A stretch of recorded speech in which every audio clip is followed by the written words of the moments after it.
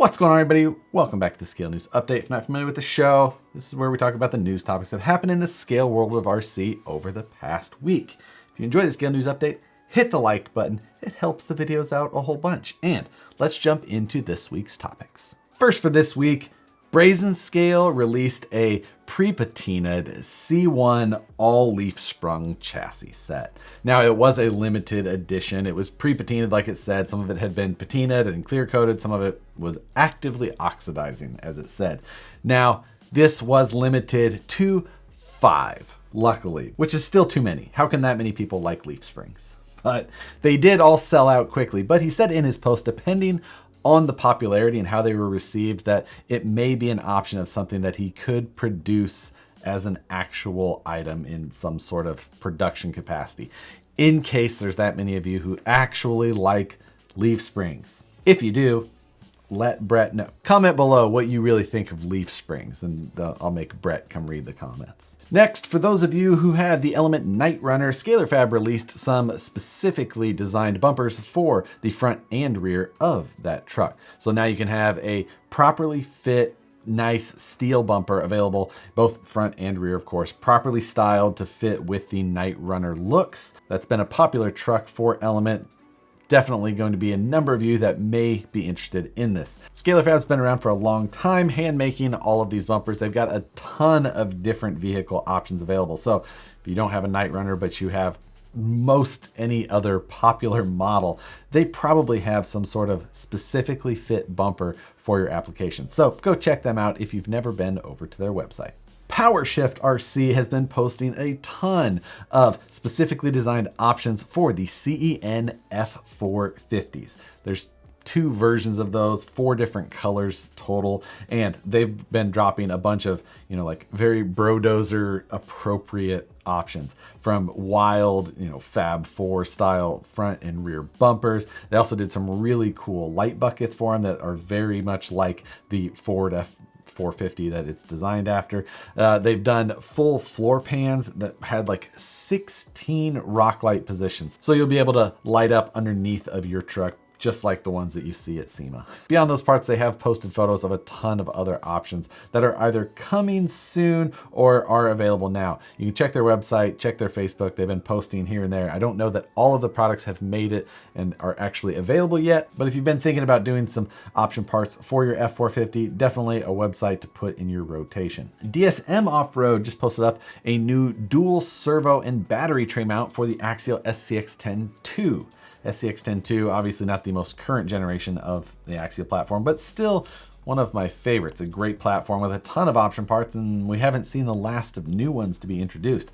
This has got the side-by-side configuration. So you have your steering servo next to the panhard side, and then a position for a winch servo. This is a pretty popular orientation now in several trucks, but now this one is available for the SCX-10 II. And behind that dual servo mount setup, there's also now an adjustable battery tray. Now this is designed to work with smaller batteries, but it's got a little bit of adjustability to it and made to work with a battery strap that is included. If you have an SCX-10 II, this is a nice clean little option part for you and something new for that platform that isn't exactly at the end of its lifespan yet. This week, SSD posted that they've got some new 2.9-inch Bouncer wheels coming soon. These look a lot like the Raceline Monster wheels, I believe, but they're called a Bouncer wheel, which seems a little bit misleading. Also, I guess this could work on some of the larger scale low-C trucks, like we see crossovers with on the tires. This does appear to be a full wheel option, not just the front wheel face as we've seen for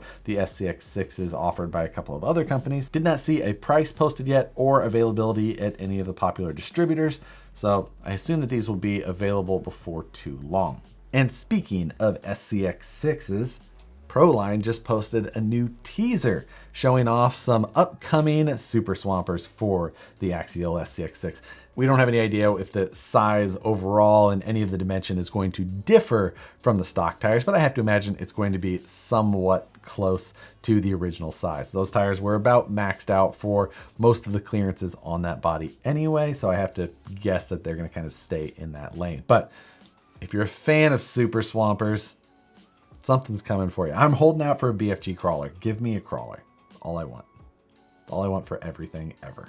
Not a new product yet, but I did notice that Traxxas registered a couple of new trademarks, one named the Victory and the other named the T-Bar. T-Bar sounds like a tire option to me, but Victory seems like it could be just about anything. These were just recently posted to the US Patent and Trademark Office's website, so there wasn't any images or anything like that associated with them yet other than the trademarked name that they've kind of earmarked. Definitely interested to see what this Victory product could be. Last week we talked about the RC four-wheel drive TF3 RTR announcement, the standard edition, and this week we see a bunch of different option parts being listed as available now. They released some metal slider options as well as front inner fenders, some bumper options, and a number of other little things are becoming available also.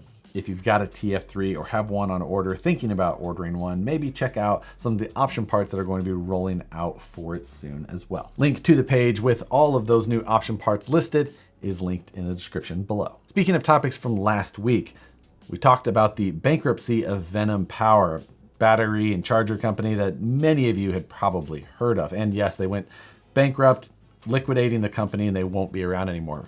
But what that may mean to some of you soon is that there's going to be some pretty decent deals on these batteries soon, it appears. I'm starting to see some of them become priced lower to dealers on the back end of some of the larger distributor sites. So you may start seeing them available at lower prices very soon. I think they're already discounted in a couple places for the ones that are in stock. They're only going to be the ones that are in stock left, most likely.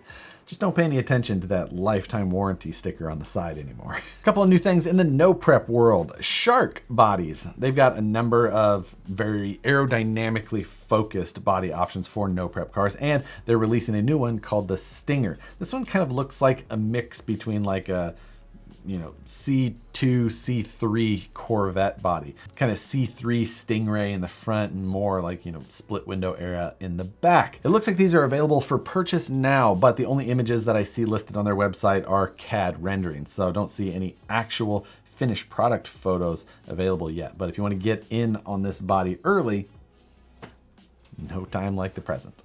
And also in the no prep world, Drag Race Concepts new belted rear tires are available at more of the distributors now. You can pick these up. They specifically list the durometer of the tire. I'm not sure if they have multiple durometers or not, but I only see one becoming available at distributors at this time. With that, they also have their black plastic and chrome plated plastic wheels available, and their new traction compound. The no prep world constantly evolves, and a lot of places initially weren't allowing traction compounds on the tires, but it seems like a lot of places, or even most places, are now. They're just still sticking to the no prep side, means no prep to the road surface.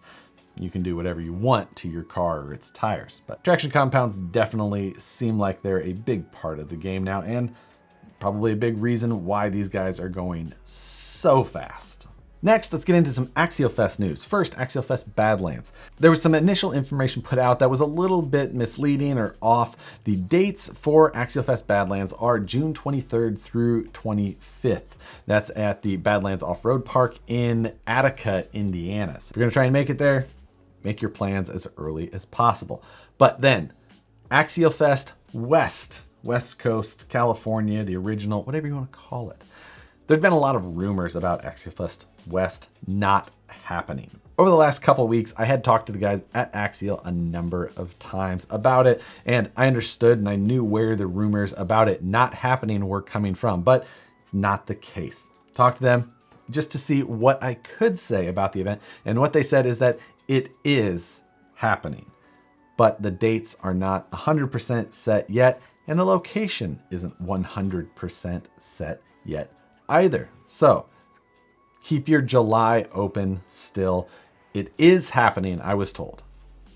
At this point, that's about all I can say. A little hard to mark your calendars with that information, but maybe you can just kind of like fold that corner of the page over for now. Tomorrow, the next episode of the Road to Scale Nationals will go live. This week is my update. You'll see where we're at with my Class 1 and 2/3. Have made as much progress as I possibly could. Definitely looking forward to getting that episode out, as I've made some significant progress on both trucks this week. The video goes live at 5 a.m. Pacific time or 8 a.m. on the East Coast. And after you watch that, then come join us for Livestream Takeover Wednesday nights, 6 p.m. Pacific, 9 p.m. Eastern. I think this is the 104th episode. So every single week for 2 years, we have made that show. This is going to be that's a lot of talking. Looking forward to it though. Time for season 3 to start. That's gonna do it for this week's news topics. For this week's question, I kind of don't have one.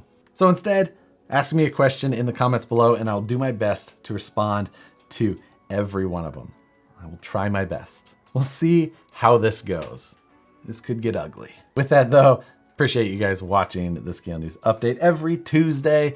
As always, hit the like button if you enjoy these videos. Subscribe if you're not already. Hit the notification bell so you see the Scale News Update as soon as they get uploaded. As always, thanks again for watching and we'll see you on the next one.